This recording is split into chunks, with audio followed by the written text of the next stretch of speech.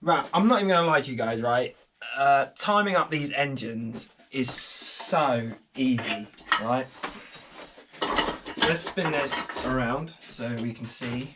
Easy. A load of people always say you need like the timing blocks and everything, but you really don't.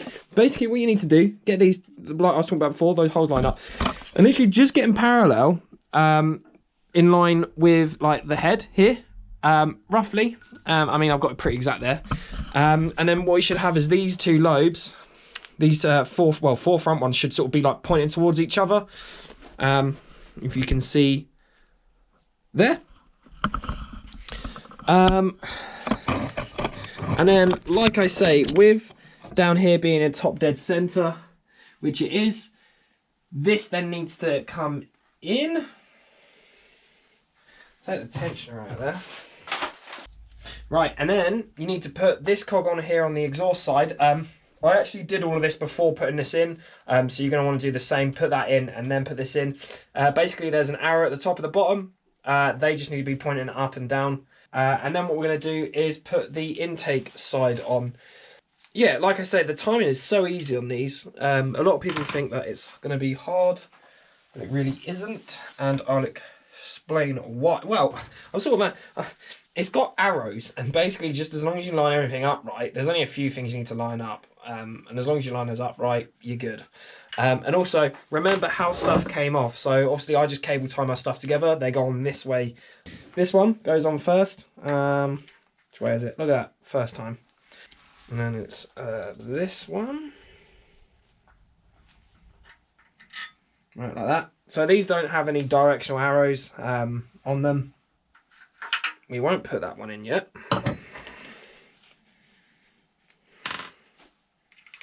We want to put these bad boys in.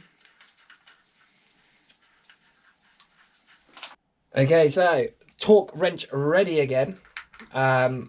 These ones go up to 22 in place, and then just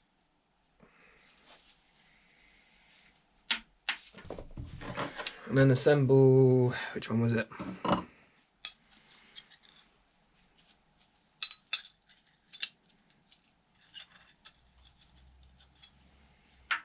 That one there, wasn't it?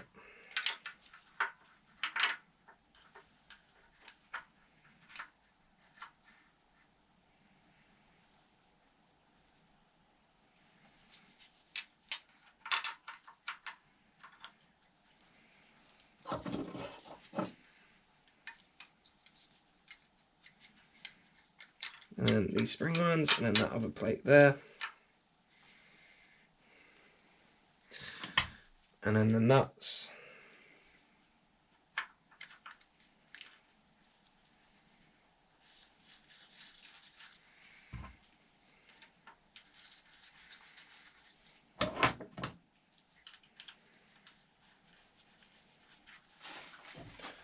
I'm a bad. And then yeah, these go up to 22 Newton meters as well. Okay, so now they're done up, it's time to put the actual like the VANOS, well, the camshaft cogs on the end for the VANOS. And then just, yeah, basically this is sort of like the timing-y part. Basically you just need to put these in. Right, there's a couple ways to tell. So basically, when you put them in, and you put it, so this cog is sitting over, so this bit's sitting in the center, these should sort of be pointing out that way. And then what you do, obviously, when you spin this around like that, these arrows will be pointing up, so this side's touching.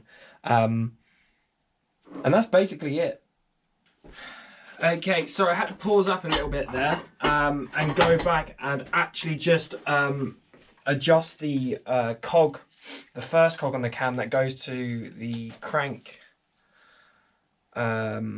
because it wasn't quite lined up to what I liked it, so I've actually just moved it over a tooth, and I'm a lot happier with it now. So yeah, then we put in this ring, just going back, and then we've got these E10 torque bits here. We are going to wang those in. Now we're not going to do them all the way up, because this still needs to be able to move around for when we put the VANOS in, and then we torque them up once the VANOS unit is all on. Cool, there we are. So it still moves about like that. And then what we need to do is, because of the way that the VANOS goes in with that hexagonal gear and where there's the splines are twisted, we're going to want to put it all the way over to this way. I don't know why I'm now doing those up. I want that so it moves easier. Let me undo those a bit. So yeah, then what we're going to do is put, these bits in. Now, the 2mm spacer goes in first. I mean, you can see it on here if you're using your old stuff with the sort of marks there, sort of like the tan tint, I don't know. So they go in like that. Then we put on this spring one here, so we have it so the convexed is pointing outwards, and then we put the thicker spacer on. Which way should we do that one? I don't think it really matters. Let's put a clean side. No, yeah, clean side face now. And then we can do the nuts up on these, and these can be torqued up. Now, where did I put the nuts? I put them there. Now, these ones, as with all of the camshaft cog bolts, or sprocket bolts, they all go up to 22. It says to do a 5 Newton meter passover first. It says to do it in 2 stages, so 5 and then 22. I haven't quite lined that up properly. That needs to go in like that. I'm just going to do these up hand tight and then do the 22.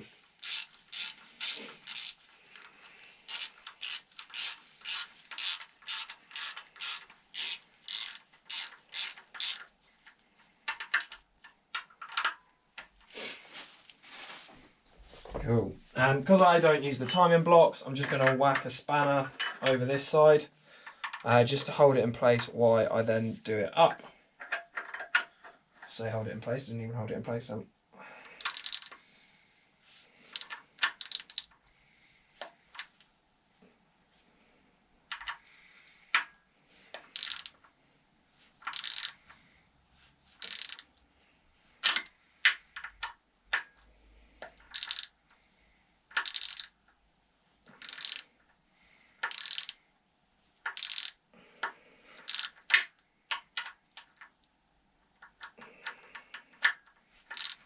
Wow, these are going to need some doing now. Okay, so I'm so confused as to what's happened.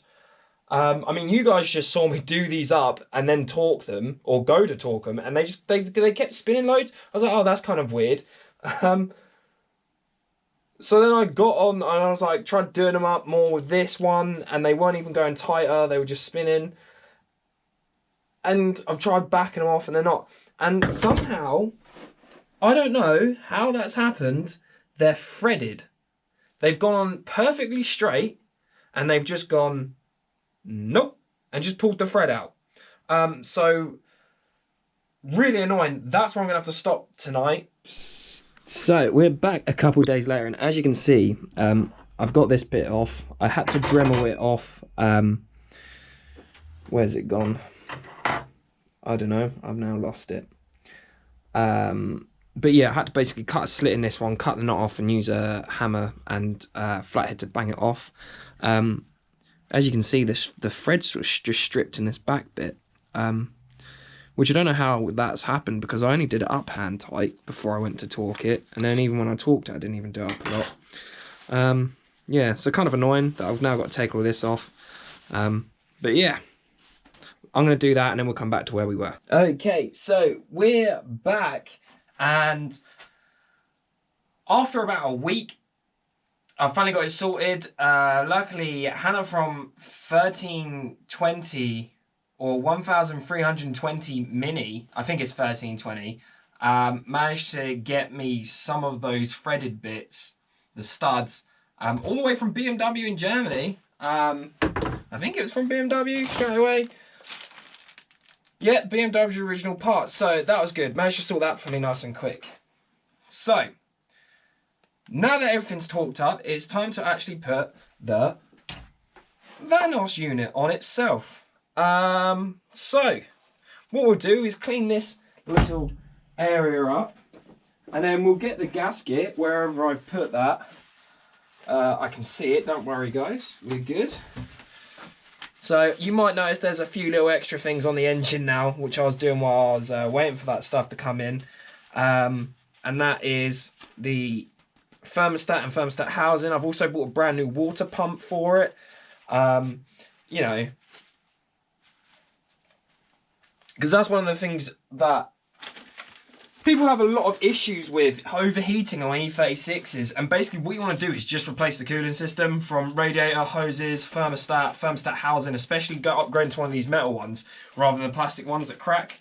And your car will never overheat again for at least a long time. So yeah, got the gasket. We don't put any other sort of gasket maker on. Oh, doing it the wrong way. So, we're going to line it up then. So we just put that on there. Now, what we need to do, obviously these bolts here aren't done up. I should probably put those other two in there.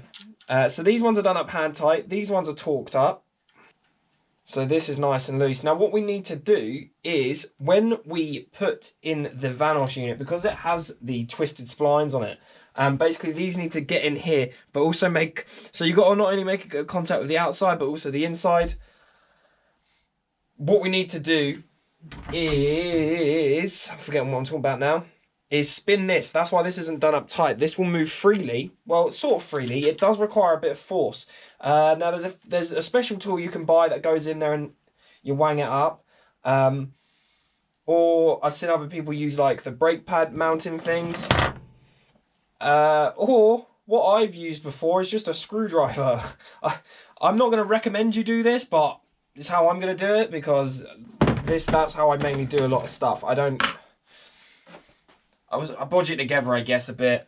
I mean, if I was working in a professional place, I wouldn't do that at all. But it's my engine, my rules, right? So, I hope I'm in frame for this. I should be. What I'm going to do is get a nice bit of tissue. We're going to lay that here, like that. Now I'm just going to get a little flathead like this, and I'm basically just going to lever on this bit ever so gently, and you see it will turn it. So, like, I personally don't think that puts a lot of damage on it. I mean, if you're gentle with it, but like I say, if it's in a professional environment, just get the proper tools. But you know, I'm far from a professional, so we just need to get that in there nicely. I think I might change the view of you guys so you can see this a bit better.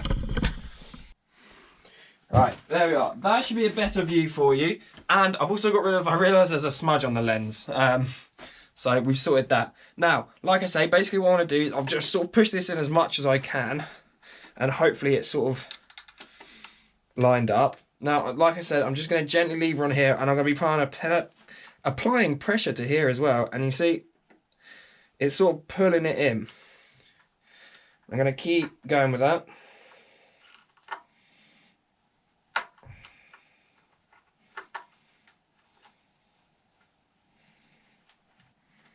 There we are, look at that, touchdown. Beautiful. Then what we're going to do is obviously just get the nuts and bolts, put those on, torque those up to spec. Okay, I can't actually find for the VANOS cover units itself, but for the oil cover, it's 15. Okay, so now that the VANOS unit is done up, I've taken out the little Allen key I had in there holding down this chain tensioner, and I'm just gonna do these up a little tighter in here. That's why we take out these plugs. So if you watch the deassemble, the take apart video, took those out, you know, to undo them. I mean, if you're watching this to see how to do it and you're already past that point, you know. So I'm gonna stop talking about that now, and then tighten these up to 22. That's French. 22 Newton meters. That was terrible. I ain't gonna do that again. Right there, man.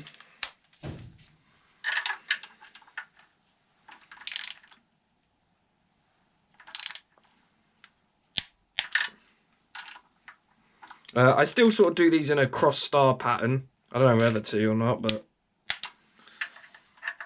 that's how we're doing it out here.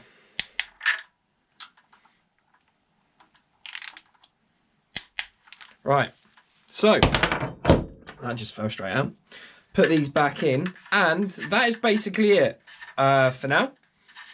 What I'm going to do now is, I forgot to mention, it's always good to just turn the engine over by hand, just to make sure it's working. Now, it was a little bit stiff to start off with. Like, I say stiff, not really like, and it broke or something. It was just a little bit slow going, right? So, what we're going to do is, obviously, these bits, they're level.